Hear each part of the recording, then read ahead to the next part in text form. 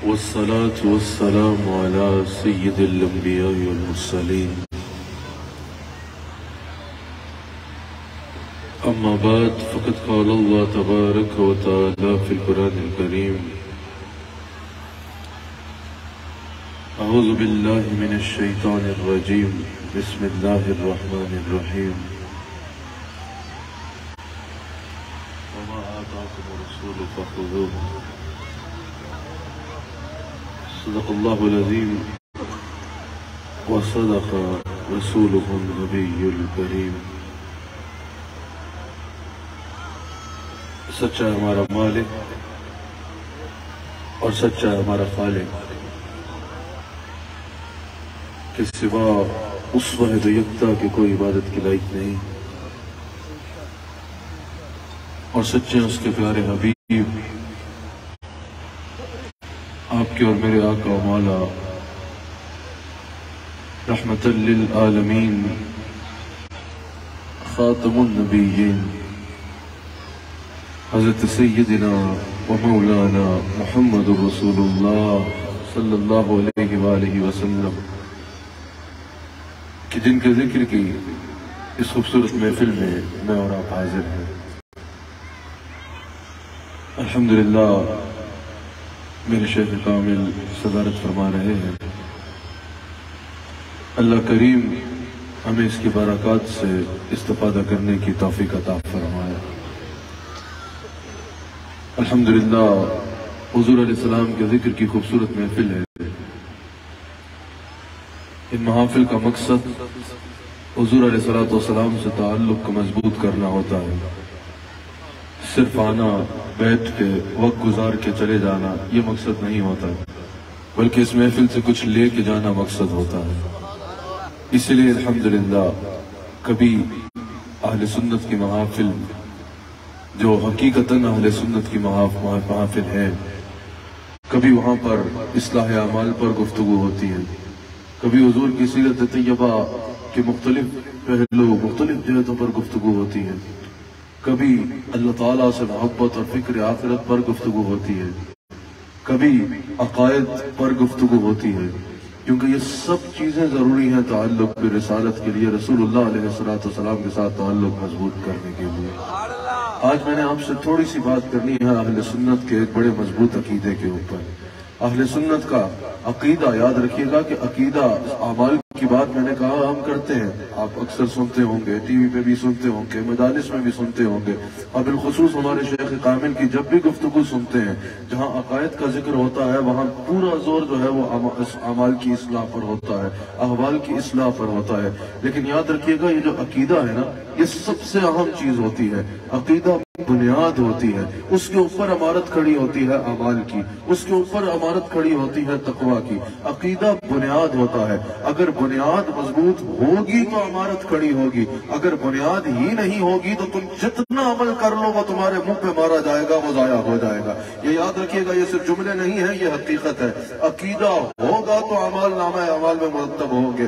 عقیدہ حضور علیہ السلام کے بارے میں اور عقائد اہل سنت جو ہے جو لازمی ہے، بالخصوص جو لازم عقائد ہیں، جب تک ان پر انسان کا پورا اعتماد نہیں ہوگا، جب تک ان پہ تصدیق بالقلب نہیں ہوگی، جب تک انسان کا عقیدہ مضبوط نہیں ہوگا، نماز تب بنے گی جب عقیدہ مضبوط ہوگا ذات رسالت پہ، روزہ تب بنے گا جب ذات رسالت پہ عقیدہ مضبوط ہوگا. تو بھائی عقیدے کی بات ہے نا، یہ عقیدے کو چھوڑو ایک ہو جاتے ہیں لیکن عقیدے کو چھوڑنا کہاں سے ثابت ہو گیا؟ عقیدہ ہماری بنیاد ہے، عقیدہ ہمارا ایمان ہے. ہمارا عقیدہ اہل سنت دنیا میں بھی ہماری پہچان ہے، قبر میں بھی ہماری پہچان ہے، اور قیامت کے دن بھی اہل سنت کے جگمگاتے چلے نور آنکھوں پہ تو چہروں پہ اجالے ہوں گے. یہ عقیدہ جو ہے یہ بنیاد ہوتا ہے، سب سے لازم چیز ہوتا ہے عقیدہ. آپ کو سمجھ رہے ہیں نا، اعمال سارے ضائع ہو جاتے ہیں اگر عقیدہ خراب ہو جائے. عمر بھر کے کمائی جو ہے عبادت کی وہ ضائع ہو جاتی ہے اگر عقیدہ کوئی خطرناک حد تک جو ہے وہ خراب ہو جائے. رسول اللہ علیہ السلام کی جب باری آئے گی تو رائی برابر بھی عقیدہ آگے پیچھے ہو گیا تو سب کچھ ضائع ہو جائے گا. عقیدہ بڑا مضبوط ہونا چاہیے اور تمہیں تمہارے عقیدے پہ پکا بھی ہونا چاہیے, عقیدہ یاد بھی ہونا چاہیے, اور تمہیں تمہارے عقیدے پہ الحمدللہ سنی کو اس بات پہ اللہ کا شکر کرنا چاہیے کہ ہم نے عشق کے بازار پہ کوئی نیا بازار گرم نہیں کیا, ہم نے عقیدہ کسی بازار سے نہیں لیا, لاہور کے دائیں بائیں کے کسی بازار سے خرید کے عقیدہ نہیں لائے. ہمارا وہ عقیدہ ہے جس کی کڑیاں 1400 سال پیچھے جا کے ابوبکر صدیق سجا کے مل جاتی ہیں رضی اللہ تعالیٰ عنہ. حضور علیہ السلام کی ذات اقدس پہ عقیدہ ہونا ضروری ہے. اللہ تعالیٰ نے ارشاد فرمایا کہ جو میرے حبیب علیہ السلام دے وہ لے لو. آگے جو جس سے روک دو اس سے رک جاؤ, لیکن میرا عنوان یہ ہے جو میرے حبیب علیہ السلام دے وہ لے لو. یہاں پر امام فخر الدین رازی کہتے ہیں, امام فخر الدین رازی رحمت اللہ علیہ اس آیت کی تفسیر کو بیان کرتے ہوئے کبیر میں کہتے ہیں, کہا یہاں ما آتاکم رسول میں جو ما ہے نا یہ عموم کے لیے ہے. اس میں اللہ تعالیٰ نے یہ نہیں ارشاد فرمایا کہ مال غنیمت, یہ نہیں ارشاد فرمایا کہ احکام شریعت, یہ نہیں فرمایا کہ دنیا کی دولت, یہ نہیں فرمایا کہ اولاد, یہ نہیں فرمایا کہ دنیا کی کسی نعمت کے بارے میں. یہاں ما جو ہے وہ عموم کے لیے ہے. اللہ تعالیٰ نے فرمایا جو میرے حبیب علیہ السلام دے وہ لے لو. میں نے بہت تھوڑی دیر آپ سے کلام کرنا ہے, آپ کی پوری توجہ میرے پاس ہو تاکہ آپ کا میرا جو بات ہے جو عقیدہ ہے وہ آپ کے دل میں بس سکے. تو ہم کہتے ہیں نا توجہ رکھو, اگر کوئی بیچ میں اشعار پڑھ لے تو کہتے ہیں ساتھ پڑھو. ہمیں کیا مل جائے گا اس سے ہمیں کوئی مقصد نہیں ہے, اس سے ہمیں تو کوئی اس سے نہیں ملنا, نہ توجہ سے ملنا ہے نہ کسی اور چیز سے ملنا ہے. جن کی توجہ سے ملنا ہے ان کی توجہ خوب ہے الحمدللہ.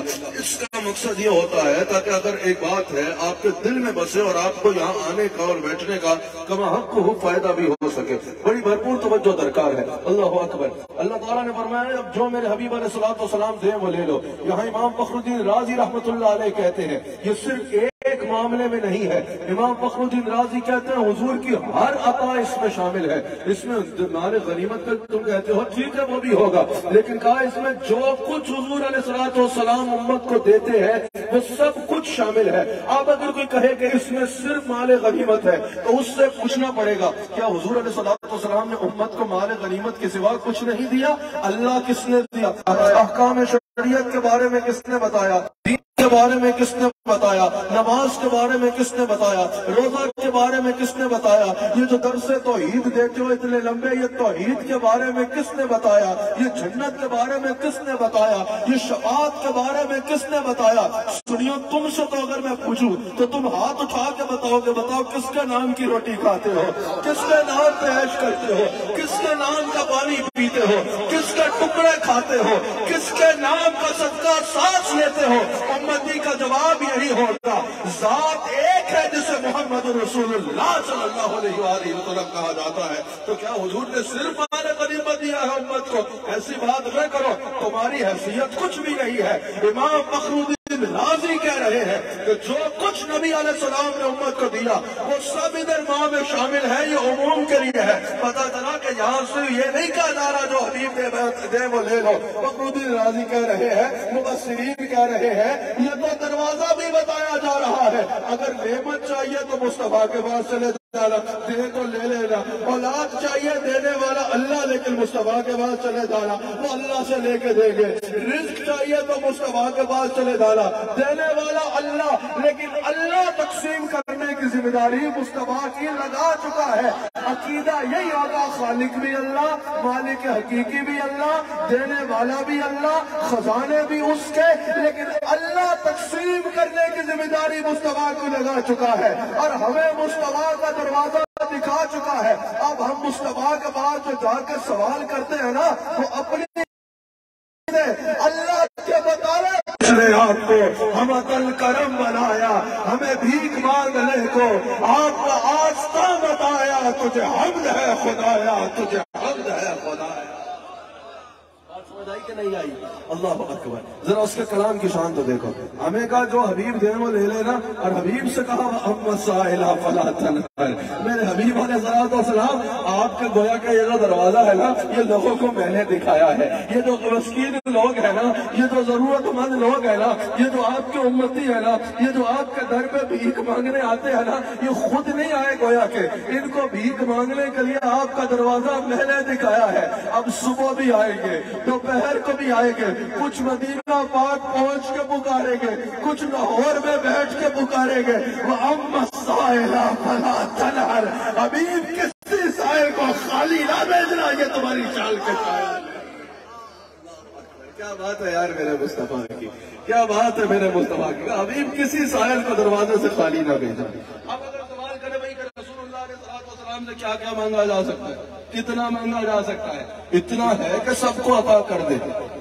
اب مجھے بتائیے، اگر یہ حبیب صاحب میرے پاس آئے کہ بھئی میرا فلاں کام کر دیجئے، سمجھ رہے ہیں، میرا فلاں کام ہے وہ آپ کر دیجئے، یا کوئی مجمع سے اٹھ کے آ جائے کہ بھئی مجھے پیسوں کی ضرورت ہے، مجھے پیسے دے دے، اب میں ان کو بولوں یہ علامہ فیصل بیٹھے ان کے پاس چلے جاؤ، یہ تمہارا کام کر دیں گے۔ حبیب صاحب اپنی فائل لے کے علامہ فیصل کے پاس پہنچے، علامہ فیصل میرا کام کر دیجئے۔ علامہ فیصل کہے میرے اپنے کام پھنسے ہیں، تمہارا کہاں سے کروں گا؟ سمجھ آئی؟ اگر کوئی پیسے مانگنے والا علامہ فیصل صاحب کے پاس چلا جائے کہ بھئی مجھے پیسے دے دے، یہ بولے کہ میرے پاس خود نہیں اتنے جتنے تم مانگ رہے ہو، تو تمہیں کہاں سے دوں گا؟ اب بتاؤ، اب وہ جو جانے والا ہوگا وہ علامہ فیصل کے خلاف بات کرے گا یا میرے پہ انگلی اٹھائے گا؟ اس کے پاس تو تھا ہی نہیں اختیار کام کرنے کا، تو ان پہ تو انگلی نہیں اٹھائے گا نا، کہ ان کا تو کوئی قصور نہیں، ان کے پاس وہ کام کرنے کا اختیار تھا ہی نہیں، انہوں نے بتا دیا کہ میں نہیں کر سکتا تھا۔ وہ تنقید کرے گا مجھ پہ کہ ارے بھائی جب وہ کام کر ہی نہیں سکتا تھا تو اس کے پاس بھیجا کیوں؟ سمجھ رہے ہیں یا نہیں سمجھ رہے؟ آج اس کا پیسے لینے تھے وہ ان کو کچھ نہیں کہے گا، وہ مجھے کہے گا جب ان کے پاس اتنا مال تھا ہی نہیں تو مجھے وہاں بھیجا کیوں؟ اب حضور کا دروازہ کس نے دکھایا؟ اللہ نے دکھایا، اور کس کو دکھایا؟ صرف صحابہ کو، صرف تابعین کو، صرف مہاجر کو، صرف انصار کو نہیں، قیامت تک آنے والے مسلمان کو کہا جو امین دے وہ لے لینا۔ لوہریو اس کے لیے ضروری تھا کہ اللہ رسول کو اتنے خزانے دے کہ ساری دنیا بھی رسول کے دروازے پہ آ جائے، مانگنا شروع کر دے، رسول سب کو ان کی مانگ کے مطابق ہی دے دے، تو رسول کے خزانہ ختم نہ ہو۔ تو یہی تو ہے بات، اللہ نے سارے خزانوں کے منہ رسول کے آگے کھول دیے، ساری سلطنت میں اختیار رسول کو دے دیا، سارے خزانوں پہ قبضہ مصطفیٰ کو دیا، پھر اپنی مخلوق سے کہا جو چاہیے ہو ان کے پاس چلے جانا، سب ان کو دے دیا۔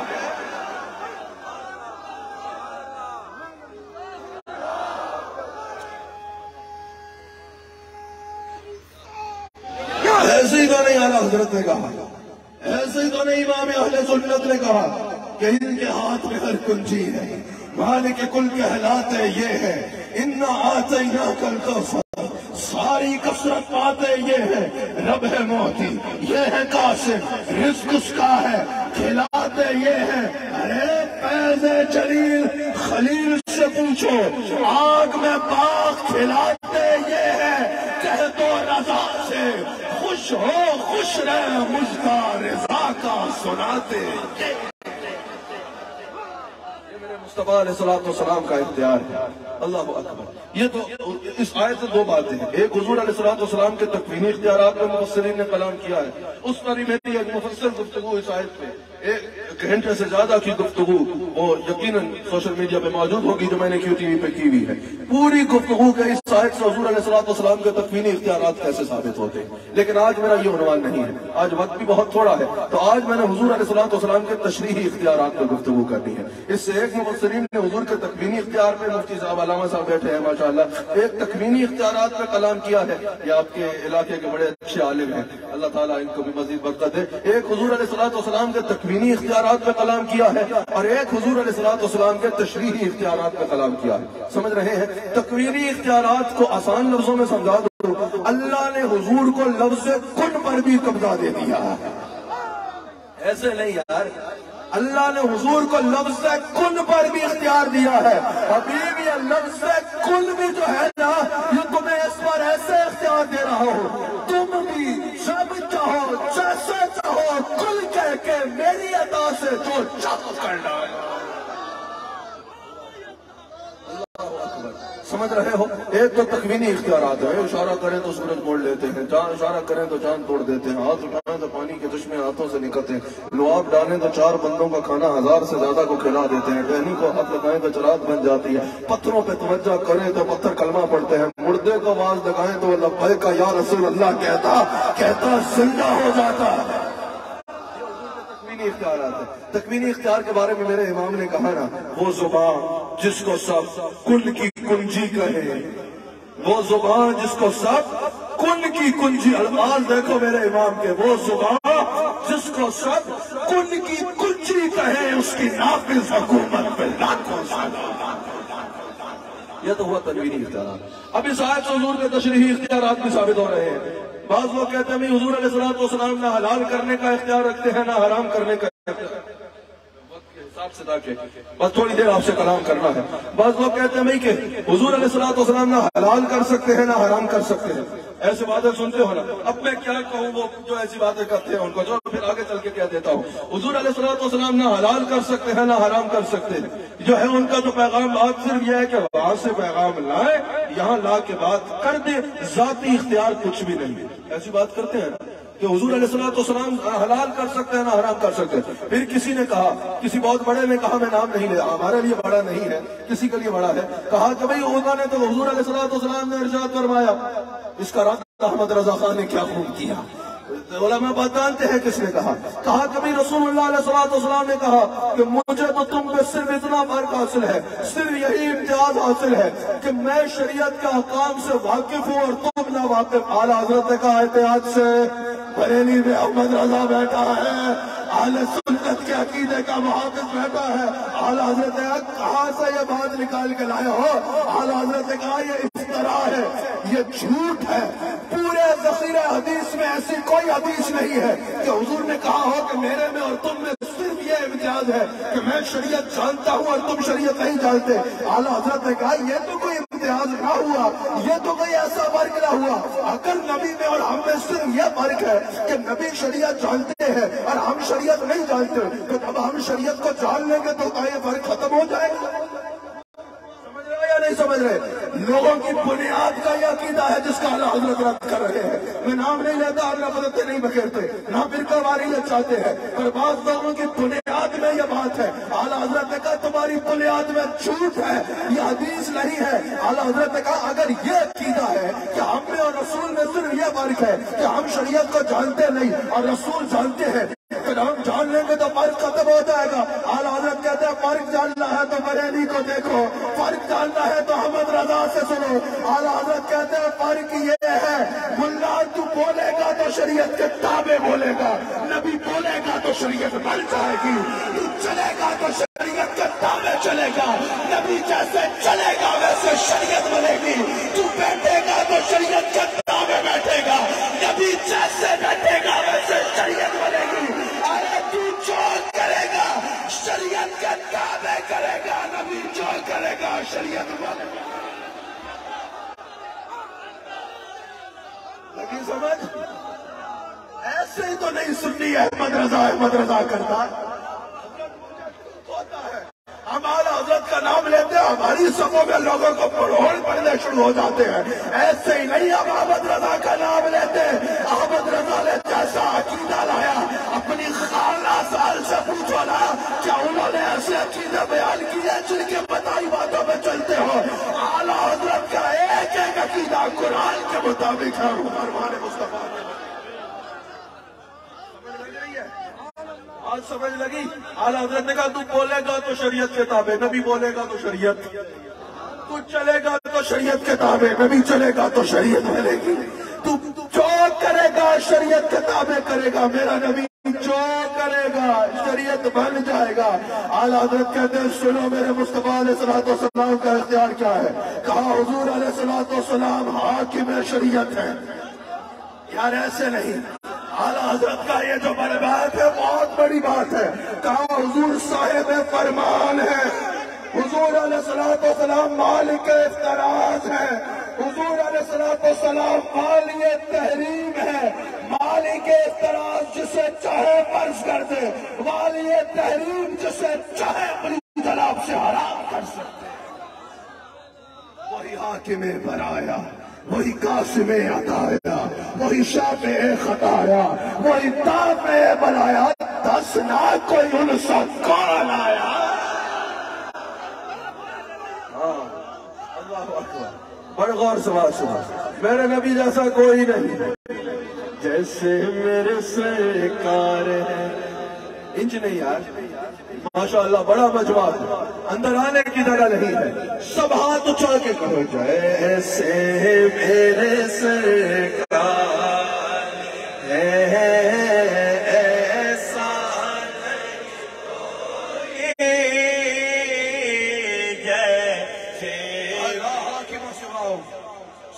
نہیں کہ یہ حاکم ہے، بلکہ ان کے جیسا کوئی حاکم ہے ہی نہیں۔ اب میں کسی بات کو کھولوں گا نہیں، کیونکہ پھر اسی میں گھنٹہ لگ جائے گا گفتگو میں، حدیث شریف کو بات سمجھاتے ہوئے میں جلدی سے آپ کو کچھ باتیں بتا دیتا ہوں۔ حضور علیہ الصلوۃ والسلام شریعت کے حاکم ہیں اور ہم شریعت کے تابع ہیں، تو تم کہتے ہو نا حضور کو خود کرنے کا کچھ اختیار نہیں، بس جو وہاں سے لائے وہی بتائیں گے، خود نہ حلال کر سکتے ہیں نہ حرام کر سکتے ہیں، سمجھ آئی؟ تم اپنے حلال حرام کی تحقیق کر لو، تمہارے لیے وہ بہت ہوگا، ہمارا نبی کیا ہے وہ ہم سے سنو۔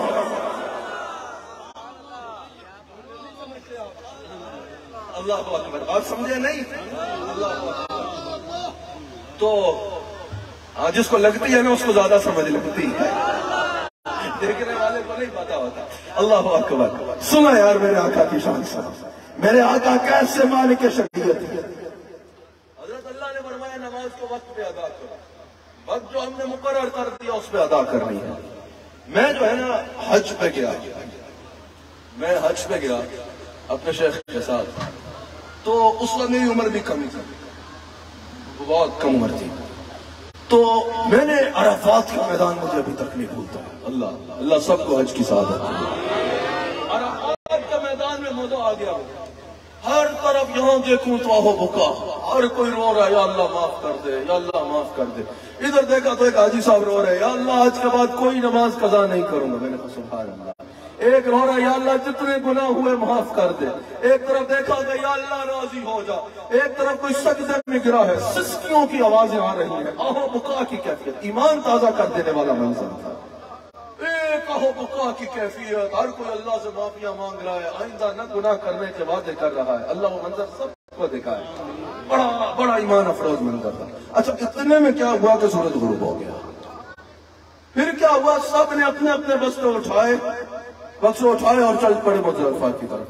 میں نے کہا بھائی نماز کا وقت ہے، نماز پڑھتے ہیں پھر چلتے ہیں۔ کہا نہیں جلدی اٹھو، چلو نماز مزدلفہ جا کے پڑھیں گے۔ میں نے کہا اتنی ٹریفک ہے وہاں تو پہنچیں گے رات کی کوئی 1-2 بجے جا کے، نماز پڑھ لو۔ کہا نہیں نماز، میں نے کہا ابھی اللہ سے معافی مانگی ہے، ابھی وعدہ کیا آئندہ نماز پڑھیں گے، پہلی نماز میں کام دکھا رہے ہو، نہیں سمجھے۔ میں نے کہا چلو نماز پڑھتے ہیں پھر مزدلفہ چلیں گے۔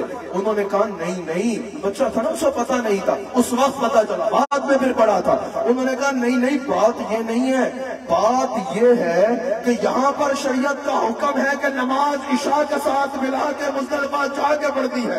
میں نے کہا ویسے جہاں بھی ہو حکم ہے نماز وقت میں پڑھتی ہے، اور یہاں حکم ہے نماز دیر سے پڑھنی ہے۔ کہا بات یہ ہے جب رسول اللہ علیہ السلام حج میں آئے تھے نا، رسول اللہ نے نماز مغرب وقت میں نہیں پڑھی تھی، دیر سے پڑھی تھی مزدلفہ جا کے۔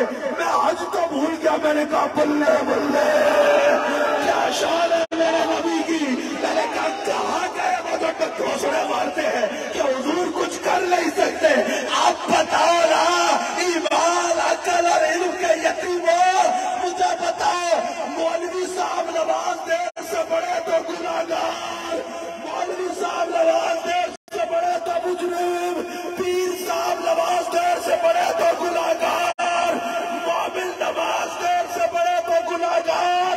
میرا نبی کسی خاص دن میں کسی خاص مقام پہ نماز دیر سے پڑھے، اللہ کہتا ہے اب یہ شریعت کا قانون ہے، یہاں جب آؤ گے نماز وقت سے نہیں، نماز دیر سے پڑھنا شریعت ہے۔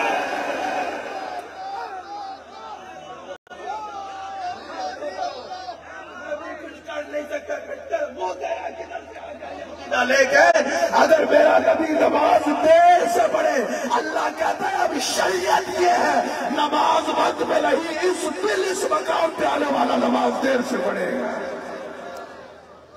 یہ میرا نبی ہے، یہ مقام ہے میرے نبی علیہ الصلوۃ والسلام کا۔ اگر سنو آگے سنو، اللہ وقت دیکھ دیکھ کے گفتگو کر رہا ہوں، آگے میری بات کو سنو یار، یہ میرے نبی کا اختیار ہے۔ مولا علی نے ماری تیری نیند پہ نماز، وہ بھی اثر جو اعلیٰ خطر کی ہے۔ اعلیٰ حضرت سے کسی نے پوچھا ایسا ثابت کیا ہو رہا ہے؟ کہا ثابت ہوا کہ جملہ فرائض فروع ہے، اصل الاصول بندگی استاج بر کی ہے۔ لوگ حج پہ جاتے ہیں نا، کوئی مینا میں دیکھ رہا ہوتا ہے، کوئی مزدلفہ کی طرف توجہ ہوتی ہے، کسی کی توجہ یہ ہوتی ہے رمی کرنی ہے۔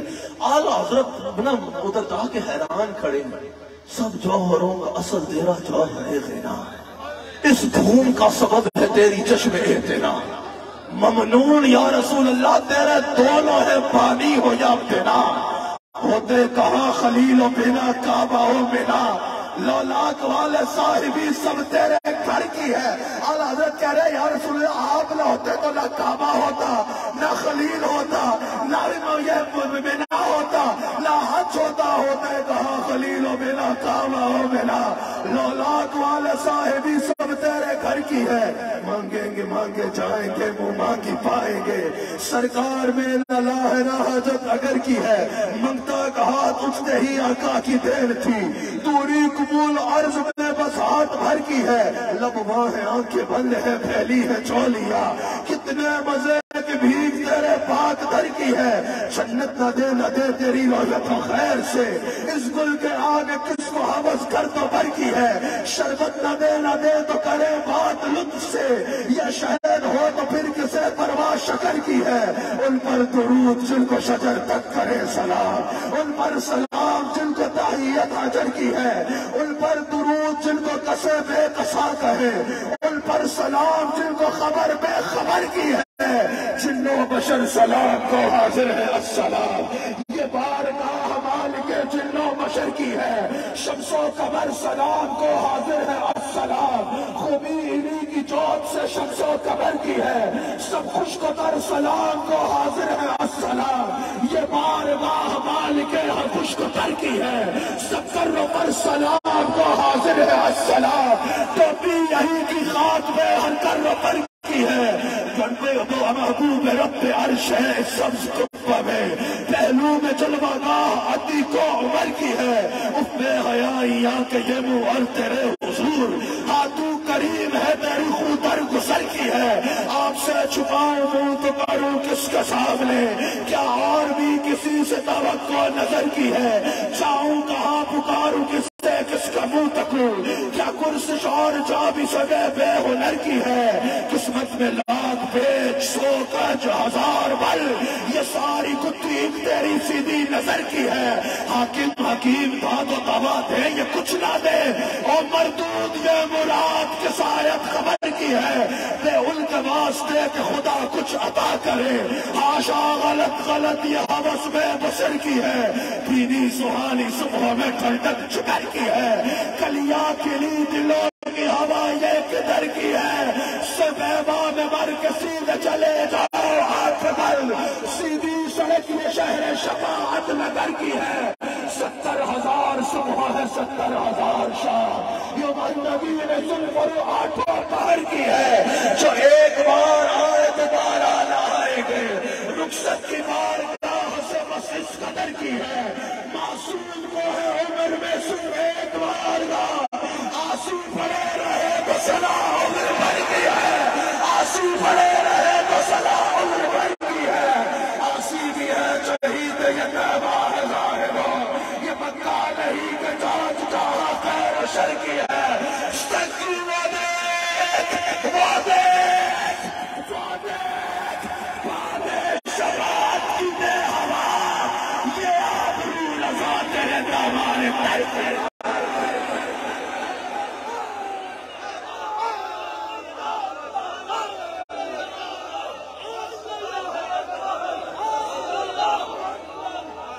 جلدی سے دو باتیں اور سن لو،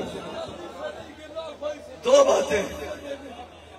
باتیں اور سن لو، دو باتیں اور سن لو، وہ میرا نبی ہے یار، یہ میرا نبی ہے، میرے ایک شعر بڑا پسند ہے تو معراج پہ، لیکن کوئی دور تک کوئی چوتھے فلک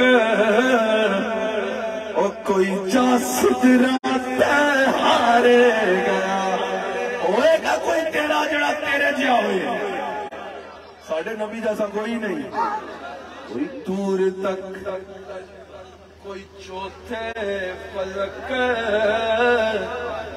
کوئی جاسد راتے ہارے گیا ایک سونیاں زلفاں والا سی اور ایک سونیاں زلفاں والا سی جو عرشہ تو مارے گیا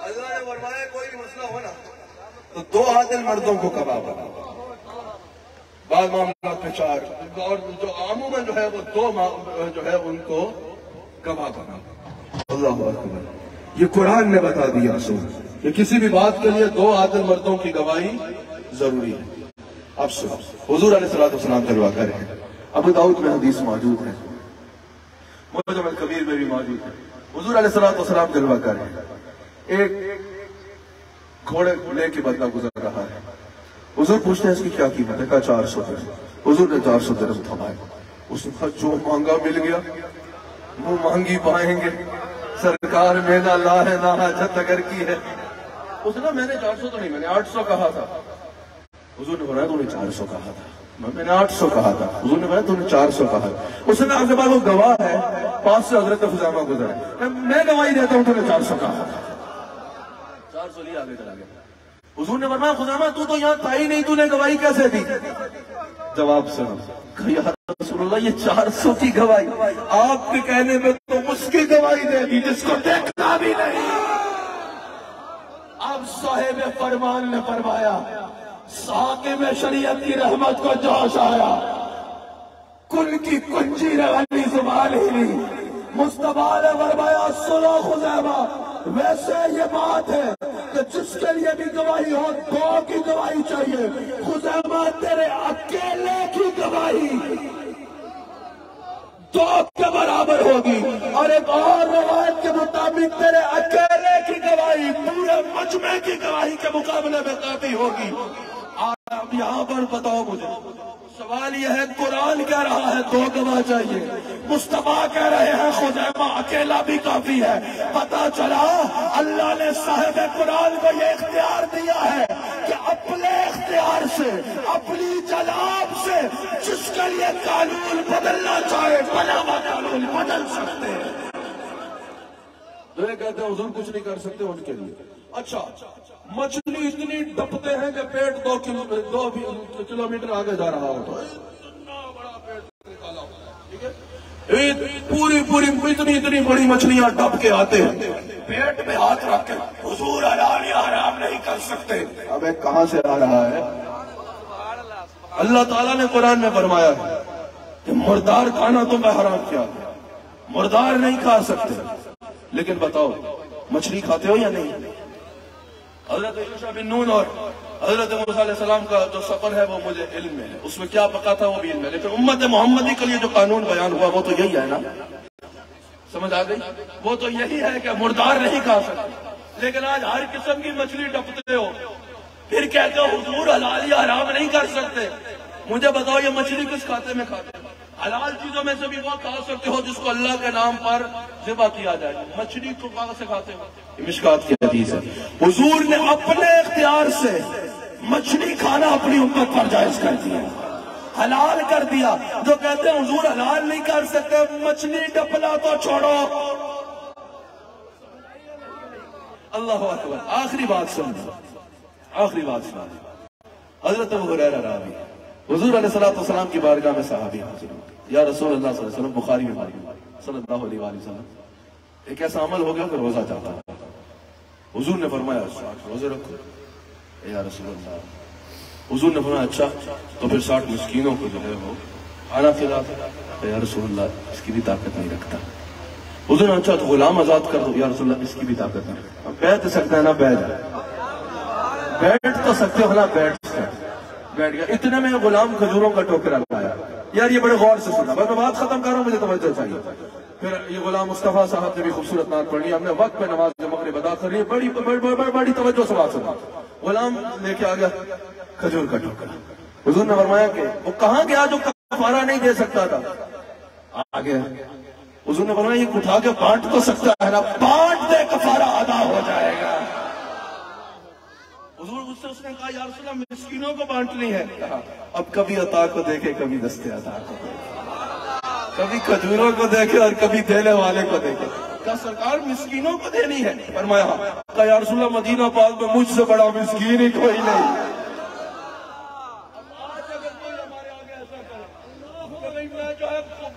بھی خود کر اب تو ہمارے پاس اختیار ہی نہیں ہے اس کو یہ جھوٹ لینے کا، لیکن ہم کہیں گے نا بھائی پہلے تو روزہ چھوڑا خراب کیا، پھر جو ہے 60 روزے بھی نہیں رکھ سک رہے، مسکینوں کو کھانا بھی نہیں کھلا سک رہے، اب ہم دے رہے ہیں کہ کھانا دو، یہ بھی خود کھانا ہے، لیکن اعلیٰ حضرت کہتے ہیں یہ عام بارگاہ تو نہیں، یہ بارگاہ بے کس پنا ہے۔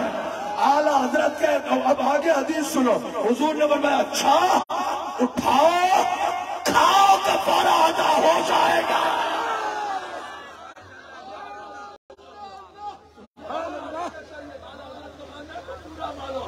یہ ہے مالک شریعت، سمجھ آئیے وہ اور عنوان ہے وہ آپ کے لیے نہیں ہے، یہ ہے مالک شریعت جس کے لیے چاہے قانون بدل رہے ہیں کہ ارے کھا کھجورے تو تیرا ہی کفارہ ادا ہو جائے گا۔ اعلیٰ حضرت اس حدیث میں تبصرہ کرتے ہوئے کہتے ہیں ایسا کفارہ کہیں سنا؟ خود کھجورے کھا رہا ہے اور فرماتا ہے کفارہ ادا ہو جائے گا۔ سنو سنو، اعلیٰ حضرت کہتے ہیں اسی کو تو بارگاہ بے کس پنا کہتے ہیں کہ سزا کا بدلہ بھی عطا حاصل ہے۔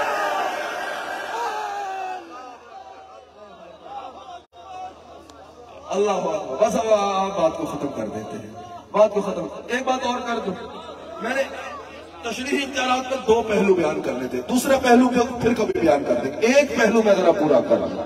اللہ اکبر، دوسرا پہلو ذرا رگڑے والا تھا وہ میں نے آپ کو پہلے بتا دیا تھا، وہ انشاءاللہ پھر کبھی کر لیں گے، کیونکہ ان لوگوں کی خوب خبر لینی ہے جو سوشل میڈیا پہ یا ڈنگوز میں مار رہے ہیں کہ حضور کی حدیث کی کوئی جو ہے وہ ضرورت نہیں ہے اور حاجت نہیں ہے، میں کل پرسوں ملنا مانگا ہم یہ مل لیں گے سے مراد یار میرے کلپ کا سوشل میڈیا پہ ستیہ ناز کیا جاتا ہے، اللہ کی بنا مل لیں گے سے مراد یہ کوئی ہم تھریٹ نہیں کرتے، مل لیں گے سے مراد دلیل کا جواب دلیل سے دیں گے۔ ہم جب بات کریں گے تو لڑائی جھگڑا مار کٹائی نہیں کریں گے، ہم تمہیں دلیل کی مار دیں، سمجھ آئی؟ ہم اپنے دلیل اور اپنے ثبوت سے تمہیں جواب دیں گے۔ میرے کلپس کا کچو مڑ نکال کے اپنی من پسند باتیں نکالتے ہیں، گل پورے لان دی ہمت ہوئے گی تھوڑے اپنے تھوڑے تو نہ سکھائیں۔ اچھا میری پوری بات کو سنیں بڑے غور سے، میرے نبی علیہ السلام شریعت کے مالک کیسے؟ اچھا اگر کوئی مجھ سے پوچھے کہ حج سال میں کتنی بار فرض ہے، زندگی میں کتنی بار فرض ہے، اور میں کہہ دوں 4 دفعہ، تو جو میرے محبت کرنے والے ہوں گے نا وہ بولیں گے حضرت یار سفر بہت کرتے ہیں، بہت سفر میں ہوتے تھک گئے ہوں گے، انسان ہے نا تھکاوٹ ہو گئی ہوگی، تھکاوٹ میں بس ایسی بات نکل گئی، اور جو ہوگا میرا مخالف ہوگا آتا جاتا ہی کچھ نہیں، زندگی میں ایک بار فرض ایسا ہے بے استطاعت کو ہر سال حج کروا رہا ہے، سمجھ آئی؟ اگر کوئی میرے سے پوچھے بھائی کہ کتنے نماز جو ہے وہ دن میں کتنی بار ہے، میں بول دوں گا 8 بار، جو محبت والا ہوگا بولے گا اتنی بات تو نہیں نا کہ اتنا بھی نہ پتا ہو، سمجھ آتی؟ وہ تھکے ہوں گے وہ ہوں گے، ایسی بات تو نہیں، بات یہ ہے کہ 5 نمازوں ہے سب کو بات ہے، تھکے ہوں گے بس زبان سے نہیں، جو مخالف ہوگا بولا آتا جاتا ہی کچھ نہیں، سمجھ آگئی؟ اب میرے نبی کا دربار لگا ہے، میرے نبی سے ایک صحابی سوال کرتے ہیں یا رسول اللہ حج زندگی میں کتنی بار فرض ہے؟ حضور نے کچھ نہ فرمایا۔ حضور حج کتنی بار فرض ہے؟ کچھ نہ فرمایا۔ حضور یہ حج کتنی بار فرض ہے؟ کچھ نہ فرمایا۔ حضور نے فرمایا پھر فرمایا کہ جب میں کسی بات کا جواب نہ دوں نا رک جایا کرو، اگر میں کہہ دیتا ہوں کہ حج ہر سال فرض ہے تو حج ہر سال فرض ہو جاتا، کہتے ہو نا ہمارے میں اور نبی میں کیا فرق ہے؟ یہ فرق ہے بھائی، جہاں بہت سے فرق ہے وہاں یہ بھی فرق ہے۔ اللہ اکبر، سونا پہننا مرد پہ حرام ہے، اللہ اکبر۔ حضور علیہ السلام ارشاد فرماتے ہیں، بخاری میں تفصیل سے موجود ہے، حضور نے سونا پہننا مرد پہ حرام کر دیا، اور پھر بخاری میں ہی موجود ہے کہ حضور نے فرمایا کہ سراقہ، جب حضرت سراقہ کا ایمان لانے کا واقعہ طویل ہے وہ نہیں سناؤں گا، جب وقت آیا حضور نے فرمایا سراقہ جب وہ ایمان لے آیا، میں دیکھ رہا ہوں کسرا کے کنگن تیرے ہاتھ پہ ہوں گے۔ اس وقت سوچ بھی سکتا تھا اتنی بڑی طاقت اس کی ٹوٹ جائے گی کسرا کی، ایران کا بادشاہ، اس کے کنگن جو ہیں وہ میں حضرت سراقہ کے ہاتھ میں آ جائیں گے. لیکن صحابہ کو یقین تھا. دور عمر بن خطاب رضی اللہ تعالیٰ عنہ آیا، دور فاروق اعظم آیا، کسرا فتح ہوا، حضرت فاروق اعظم نے کنگن نکالو، کنگن نکالے، سراقہ کو سونے کے کنگن پہنائے، اور سراقہ پورے مدینہ میں گھوم کے کہہ رہا ہے دیکھو دیکھو میرے نبی نے کہا تھا تیرے ہاتھ پہ کنگن آگے آگے. سوال یہ ہے کنگن تو سونے کے تھے، حضرت سراقہ یہ کالا کیوں پہن رہے ہو؟ کہا جنہوں نے حرام کیا ہے انہوں نے ہی مجھ پر حلال. اس میں اور بھی حضرت برا کو بھی حضور نے سونے کی انگوٹھی دی تھی نا، احمد بن حنبل لائے، لوگوں نے پوچھا اب سونا پہنا ہے، کہا جس چیز کو رسول اللہ نے پہنا دیا. آپ کو پہننے کی اجازت نہیں ہے، یہ رسول اللہ کا اختیار ہے، جس کے لیے چاہیں قانون کو بدل سکتے ہیں. یہیں پہ بات کو ختم کرتے ہیں. اللہ تعالیٰ میری حاضری اپنی بارگاہ میں قبول فرمائے. اللہ تعالیٰ ہم سب کو رسول اللہ صلی اللہ علیہ وسلم کا نمک حلال رکھے، وفادار رکھے. ابھی نماز میں وقت ہے، 10 میں یہ غلام مصطفیٰ قادری جو ہے یہ نعت شریف پڑھیں گے، اور پھر یہیں پہ انشاءاللہ نماز مغرب با جماعت ادا.